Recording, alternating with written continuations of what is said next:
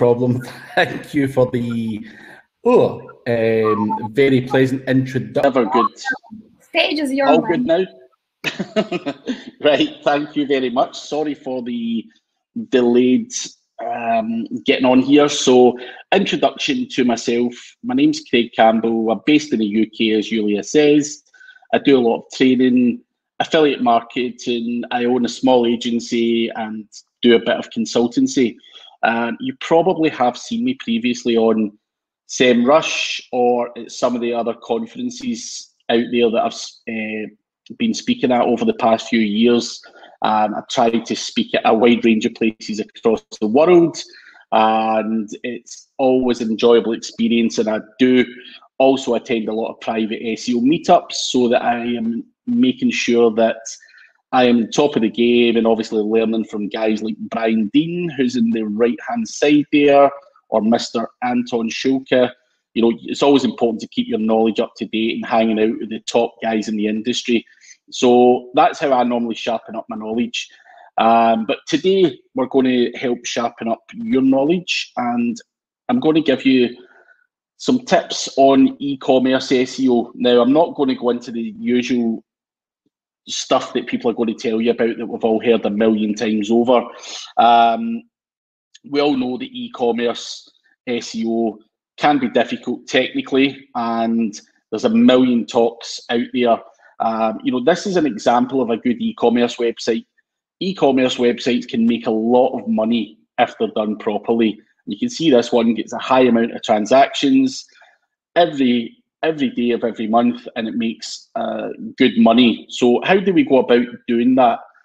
One of the first things on an e-commerce website that I feel is quite important, regardless of whether you use Shopify, WooCommerce, or something else, would be to have a good silo structure. And a lot of people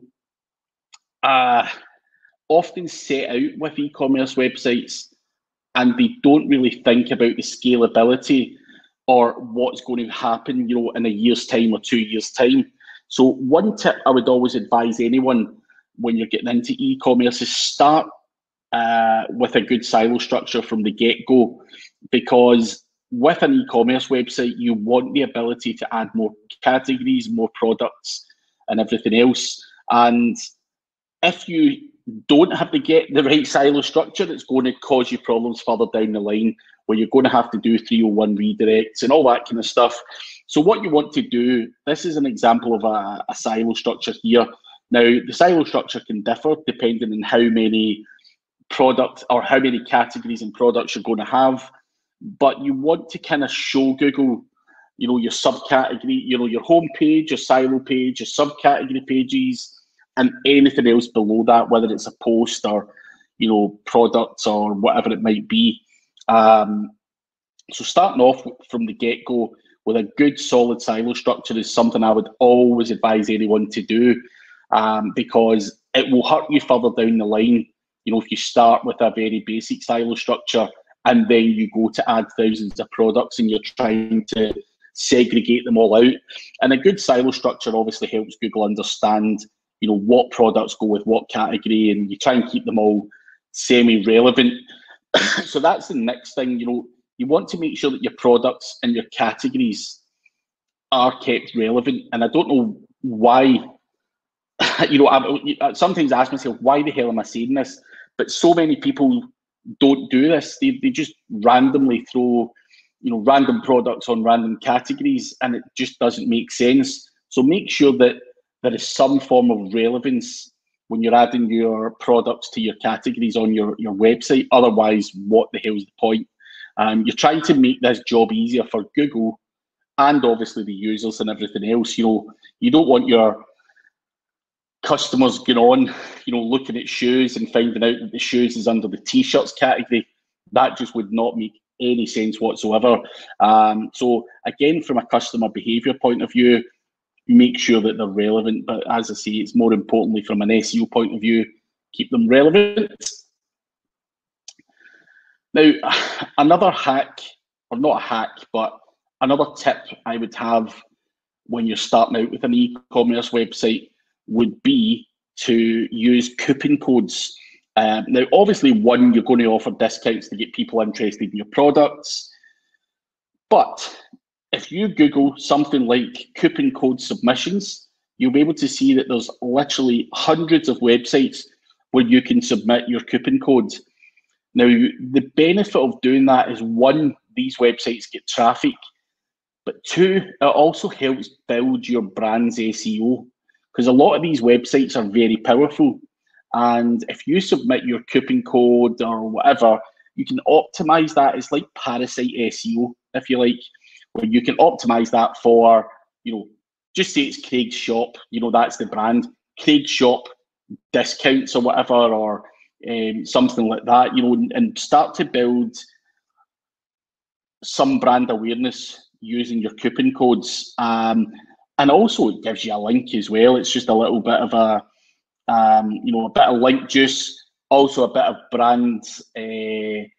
brand building, and you're building traffic to your website as well. And everyone loves a discount, so coupon code submissions would be one of the first things I would do with a website. That is entirely up to you how many you submit to. The more the merrier. People love a discount, as I say.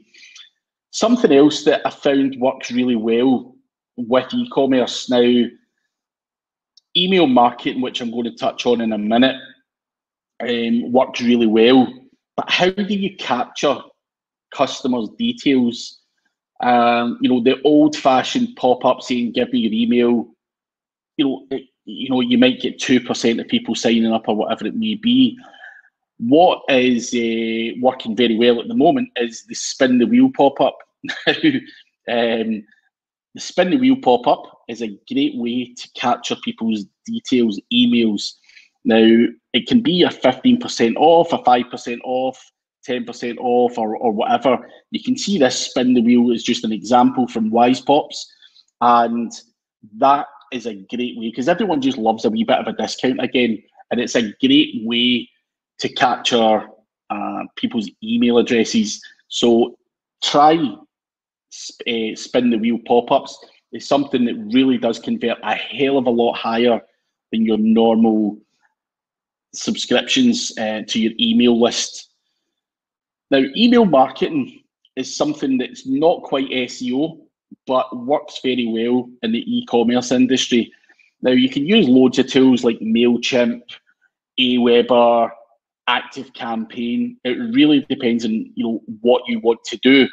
But email marketing still works very, very well, and it's something I would be working on with any e-commerce website that I had. You're paying a lot of money for advertising, and it's really important that you try and ensure that anyone that hits your website at least gives you an email and get them into the funnel, and maybe do some kind of soft retargeting or whatever it might be.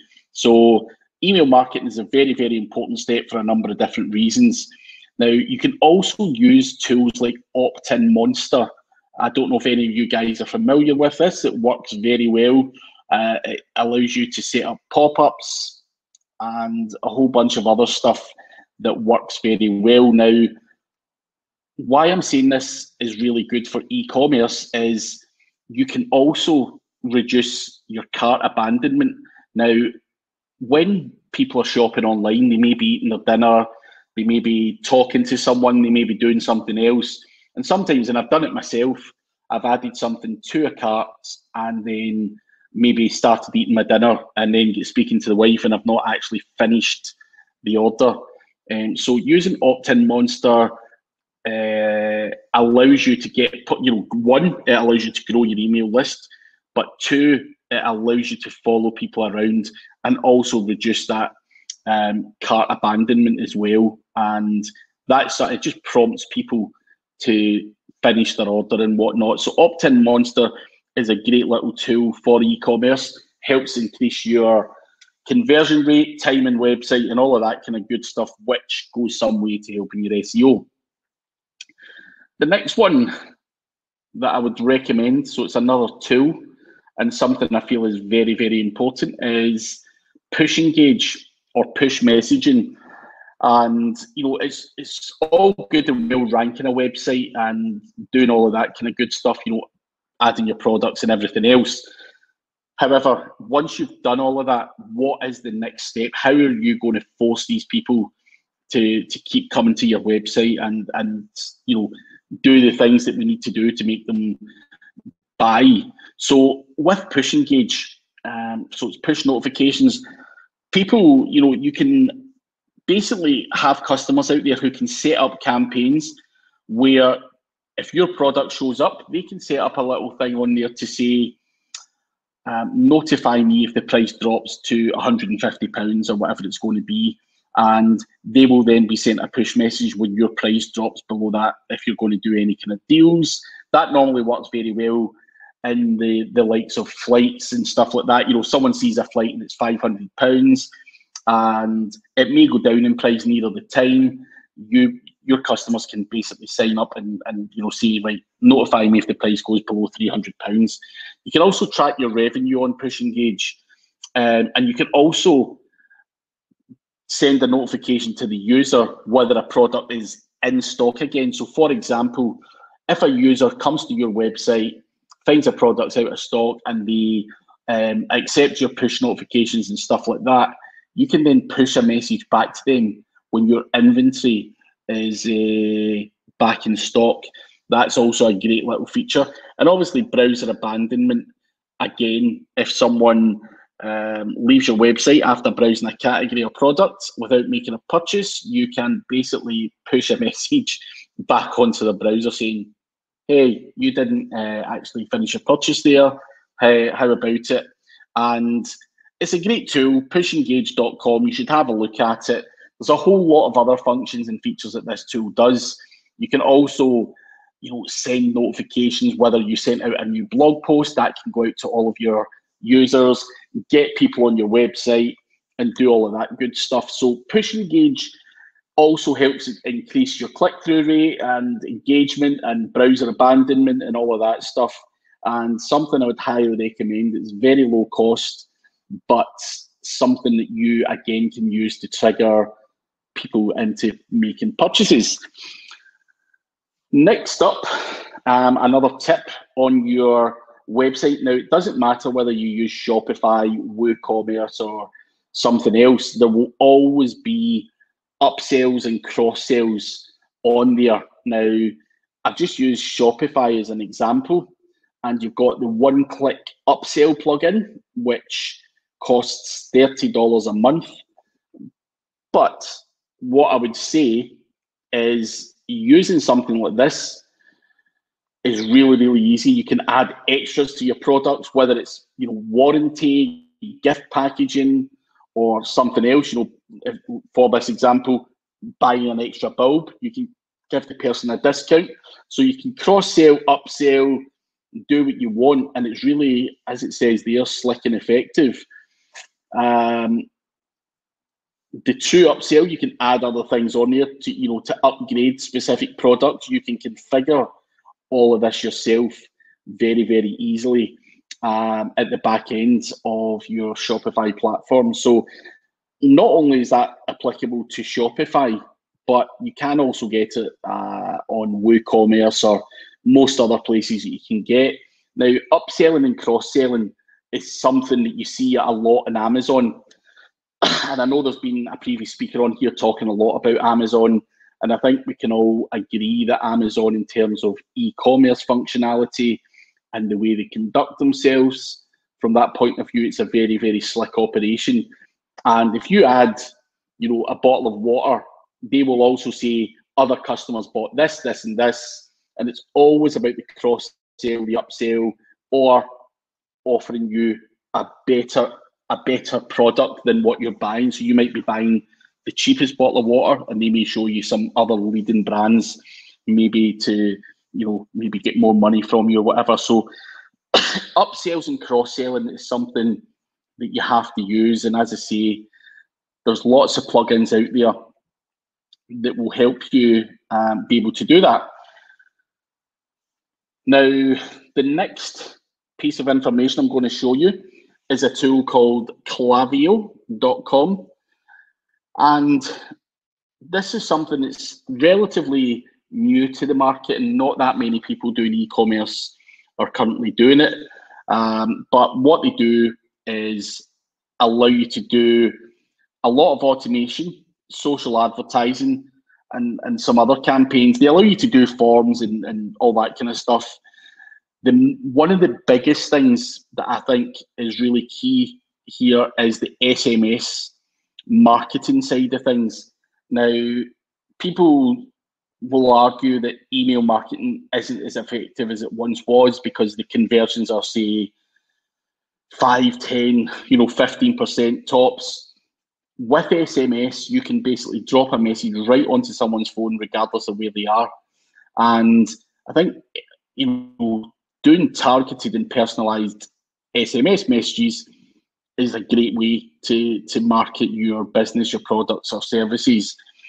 And Klaviyo allows you to do this in a pay-as-you-go service. So you can basically, stick $100 in, $200 in, or whatever whatever amount of marketing you're going to be doing, and put that into the system, and then basically, make your own messages. And you can set these up in seconds, and it'll be, something very generic, like don't forget about your cart items, and whatever the organization is, and you can link to the product as well. And you can add message add-ons and all that kind of stuff. It's very simple, very easy to use. And again, it just prompts people who have maybe bailed out on making the sale, and you're dropping them a text message saying, hi, sorry to bother you, whatever. You forgot to add that just in case you want an extra 5% off. Here it is, or whatever your deal's going to be. I think SMS messaging is something that's working across the board very, very well, not just in e-commerce, but in various other businesses. I think a lot of human beings are busy, whether it's with kids or business or whatever it's going to be, and sometimes are quite forgetful or disorganized. And I think dropping a text message onto someone right on the phone is a great, great way to, again, just remind people of where you are, who you are, and what you're selling. Now, another way to increase your conversions on your e-commerce website is another plugin called Looks, which allows you to do product reviews with photos. And I think when anyone's buying any product in this day and age, they always do look at the reviews. Now, I'm not going to sit here and say that these reviews, getting reviews, do anything for your SEO. Now, what I would say is they'll increase your conversion rate no end. So if a product's get 100 reviews and everyone's saying it's great, then that's more likely to sell than one that's get 3 stars. That some people said it's garbage.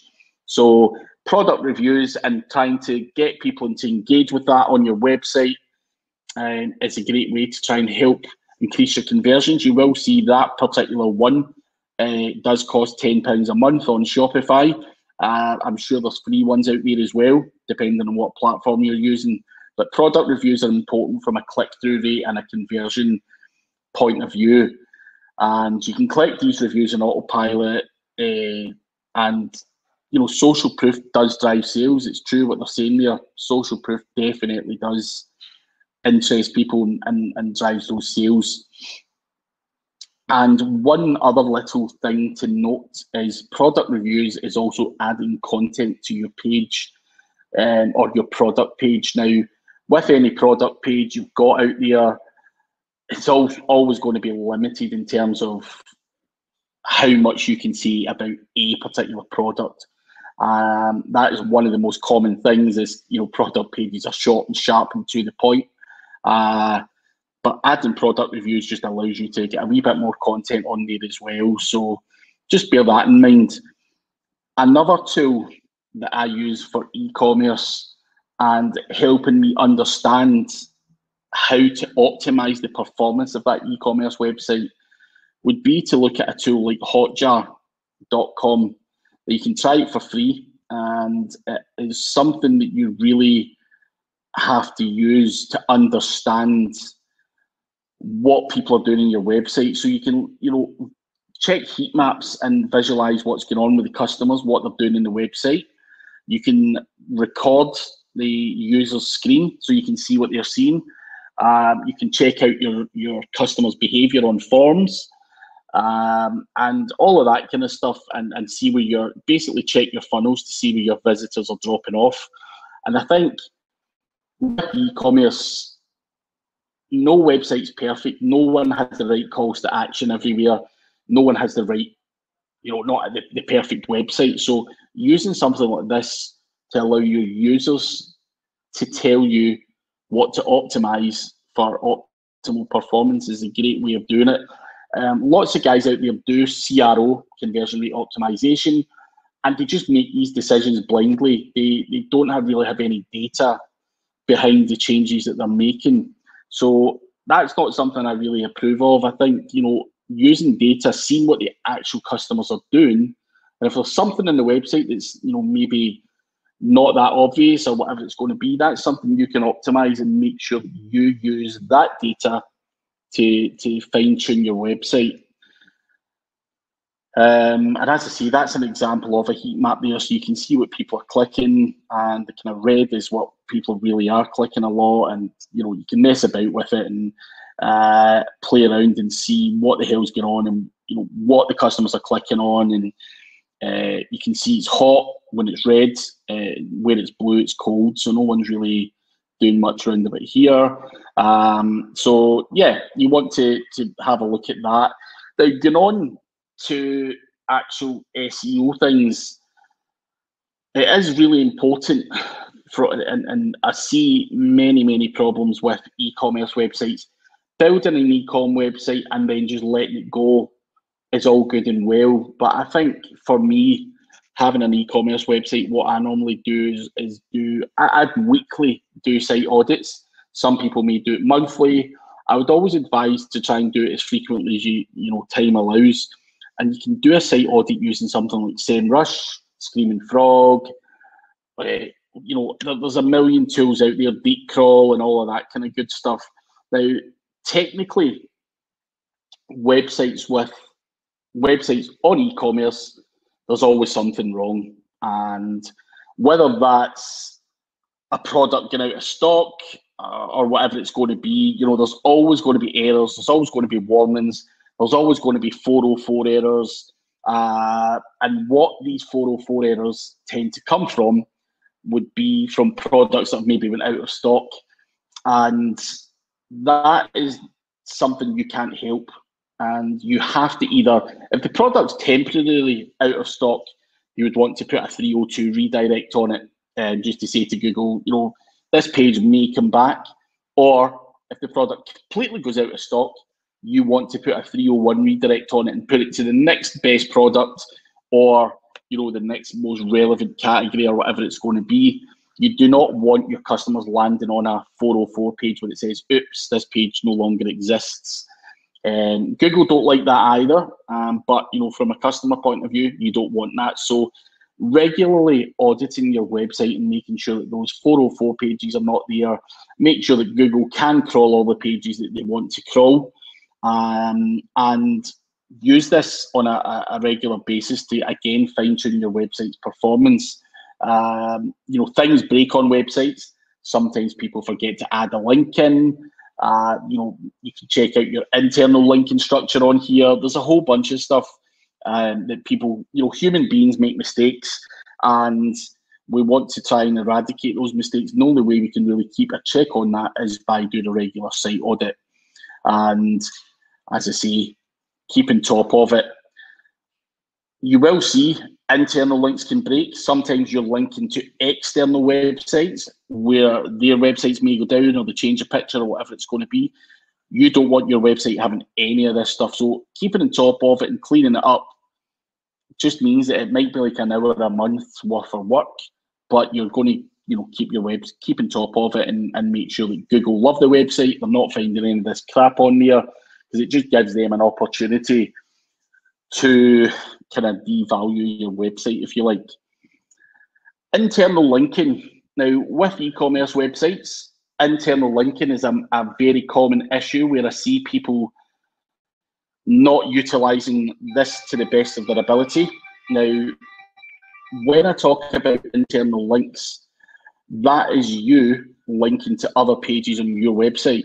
Now, there's a great guide out there where you can go to Ahrefs and you can look and see what the best pages, you know, according to on here, top pages, top subfolders, everything like that. You can check what the best performing pages are on your website. But someone who's a real good guide on internal linking, because I'm not going to sit here and preach about internal linking, there's just not enough time to do that. But if you go to IQ SEO, Andy Drinkwater is the guy's name that has done this guide, and he's got one of the biggest, most informative guides on how to use strong internal links to benefit your SEO. And what you basically want to do is make sure that you are passing the power from, you know, throughout your website to the top performing categories or product pages or whatever it may be. You do not want to, you know, just be randomly internally linking out to any old garbage out there. You want to make sure you are pushing power to the most important pages, whether that be, you know, a product page, a category, or whatever it's going to be. You want to make sure that you've got a strong internal linking structure to those pages, because those ones are making you the most money, getting the most traffic. It would be crazy for you to be, you know, randomly linking out to some other page that maybe doesn't get as much sales and doesn't get as much traffic. So make sure that you do have a look at your internal linking structure. And again, you can use SEMrush to have a look at that. But I would just strongly recommend reading this internal linking guide, because it's one of the most common faults I see on e-commerce websites for the internal linking. It's just absolutely appalling. And you've no idea how much you can get the needle to move with a good internal linking structure. So make sure that you do utilize that. Now, I'm going to give you a few link building tricks as well. I spoke about, I'm not going to talk about the technical side, because everyone talks about the technical side of e-commerce. Everyone talks about the importance of content and everything else. The main crux of SEO is content and links. That's not to be debated. But you obviously have to work on your click-through rate, your engagement, and making things easy for the customer. But link building is a good, solid thing that everyone has to do to be able to power up their website, so to speak. So high PR links, I'm going to show you a few tricks because I've not got long left. So I'll show you a few link building tricks. This one is a newspaper in Liverpool, UK. And these guys, every newspaper out there comes with a lot of power. You know, this is like a DR 70 or 80. Can't remember off the top of my head what it is. Now, the trick here is you can see this nice image, and it's got just below the image, and it credits a guy called Julian Hamilton from the Daily Mirror.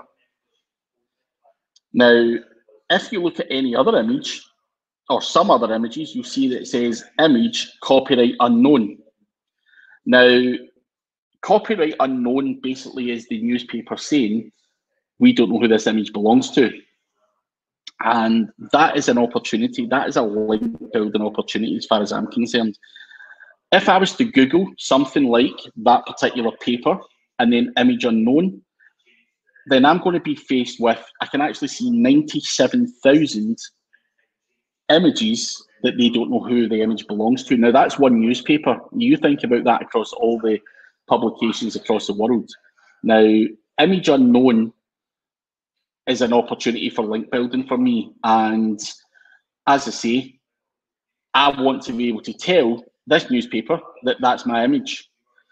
Now, you can use a lawyer's website, which I've done in the past, which is a copyright protection and intellectual property lawyer. And I have reached out basically saying that, can you, you know, honor my client? You know, this particular client is, you know, you're using their image. Is there any way that you can credit us for that image? And 9 times out of 10, because of that comes from a lawyer, these guys will instantly credit you with that. Now, you don't always have to email from a lawyer website. You can do it from a random Gmail, and the chances are these people will fall for that. Now, it's entirely up to yourself and your moral compass how you do that, but that is a link building opportunity, and that is something that you want to make sure that you take advantage of, because there's so many link building tricks out there. You know, this one works 9 times out of 10. Now, people are dumb out there. Not everyone understands SEO. Not everyone understands links. And you may think that they do. You might think everyone knows what you do. Believe you me, they do not. You can also go and buy things like guest posts from websites like Links for You, which are high authority links that will drive traffic to your website. You can also do outreach and, you know, use pitchforks and reach out to bloggers and try and get links and all of that kind of good stuff. But as I say, you want to look at the image trick or any other kind of outside the box trick to make sure that you get high authority links to your website. And what a lot of people also don't realize is when people are buying guest blog posts, they're also powering up their guest blog posts with tools like SEO Autopilot, which is an automated link building tool which will help you build Web 2.0s, PDFs, and wikis, and all that kind of stuff. It's just a newer version of like the likes of GSA, and it allows you to build up a whole bunch of automated links which power up your guest post, which in turn powers up your website. So that is what is normally known as a tiered link building structure. And a lot of people in this day and age are doing that. So a lot of people say, I don't understand how this guy's ranking. He's only got 5 links.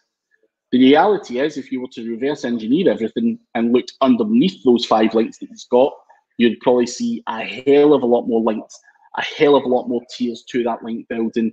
And that is what goes on in the world of e-commerce, because e-commerce is lucrative, it's competitive, people want to make money, and sadly, you have to either join them or accept defeat.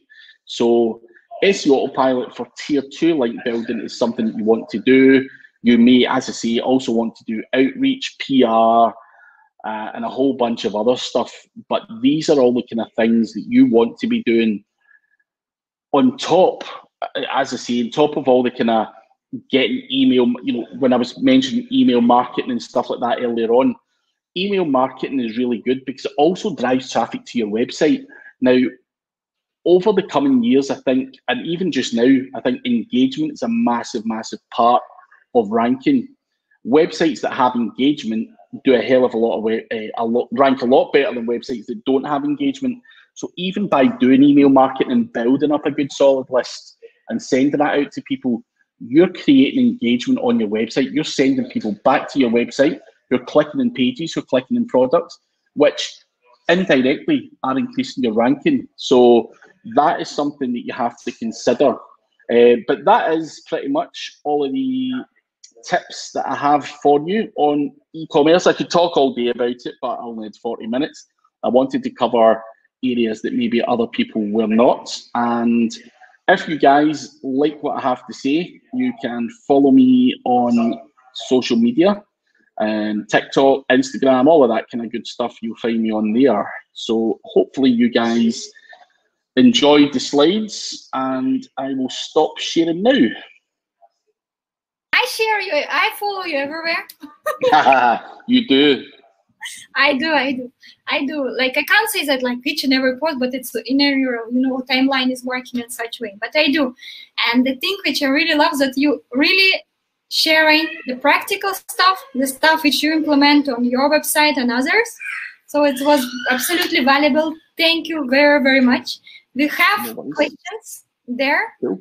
It would be wonderful if we would pick them up and reply. Yep. So where are these questions? Are they in the chat? Yeah, chat stage. I see the question from Siddharth Alima.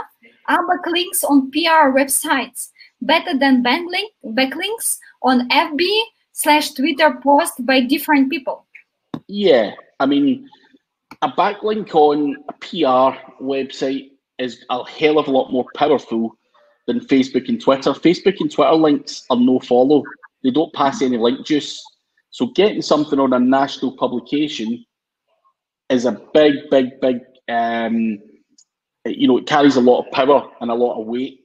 Mm-hmm. And that's what you want. Anyone can get a Facebook and Twitter link.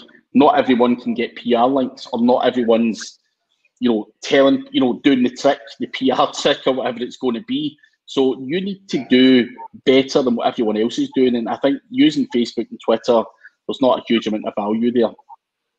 And my question is, how, do they really, national publication, agree to put do follow link? Because they also keep no follow. But the problem you've got is a lot of these national publications are so, the people that run them have no clue, what a do follow and a no follow link is. So a lot of them are do follow. We all talk about do follow, no follow, and how it's really important and all that stuff.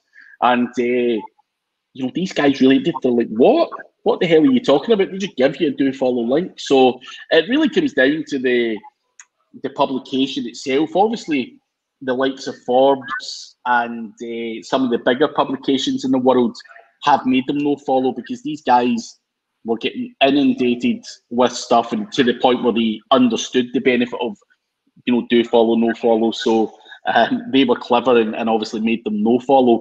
But most other people are not doing that. They're not that clever. Because I had experience when we've done with SEMrush, we've done actually amazing PR campaigns. We had like 60 publications per month, and at least 10, 12 from them were from national publication. And I was speaking to publishers. And in India, at least, a lot of those say that we don't put, because you connect with some journalist or somebody who has no clue. But after it, reaching out the person who is actually moderating and handle the website, and the person saying, no, we don't put do follow links. Otherwise, just you pay for do follow. That's also is at least in India what I've seen. That just I mean, to be honest, India is fairly advanced. They kind of, everyone in India is obsessed with SEO, and they're probably a lot more switched on. But you do that to people in the UK, you have no clue. They don't. No clue. From UK, it's actually maybe better, too easy to get the backlink. Yeah. So, but it's worth trying anyway. Worth trying. The next question from M. Anis. Hi, Craig. Thanks for the wonderful session. I would like to know if you can use Ranker X. If yes, how do you use it to build tier strategies, tier 1, tier 2, tier 3, and link back to the main site? Thanks in advance. So yes, you can use Ranker X. Ranker X is very similar to the tool that I showed, SEO Autopilot. I would only ever use these to power up guest posts or citations or whatever. People talk about tier 2, tier 3, tier this, tier that.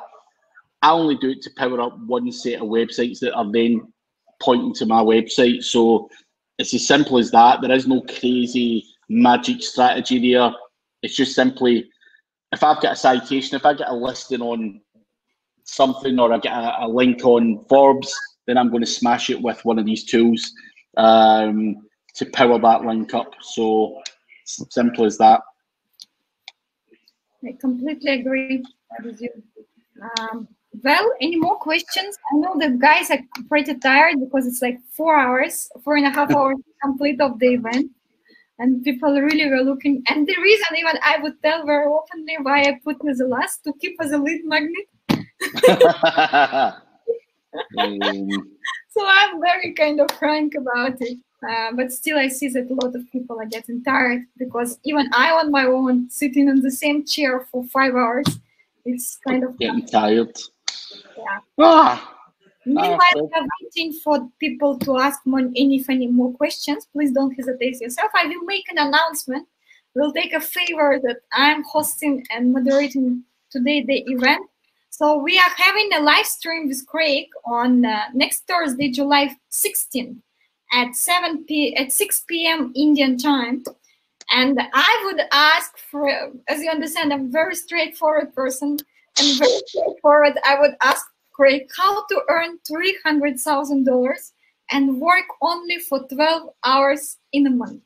That's something which is not leaving me. So next Thursday on my Instagram account or Craig Instagram account in any of ours, because live stream, welcome to join. It will be different discussion, but I'm truly looking forward. Yep, get along, ask any questions you want, guys, and yeah, I'll see you guys there. Yeah. So I see a lot of wonderful comments, like good information, Craig. Thanks for sharing and learning insight, and other people appreciate it, but I think you cleared all. And we wish to receive your presentation, if you don't mind. Yep. I'm dying to receive, because when you shared the first screen, I went like almost on my laptop and started seeing everything. Yeah. So you permit that you will share with us a presentation so we can share it with the audience as well. Yeah, I'll send that over just now. All right, so I want to thank you once again, and I want to, because we previously spoke even that you are open for networking session, because maybe people are not comfortable to ask public questions. So networking session is here on the left side. You can see the networking button.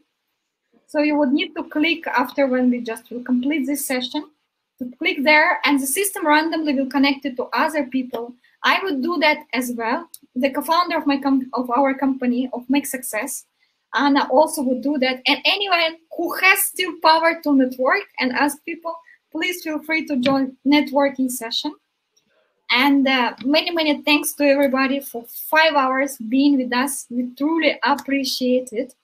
And Craig, thank you very much. I know UK does not work on Saturday, and the person who works 12 hours in a month also does not work on Saturday, for sure. No worries. Thank you very, very much. I truly appreciate your time. And no problem. Yeah.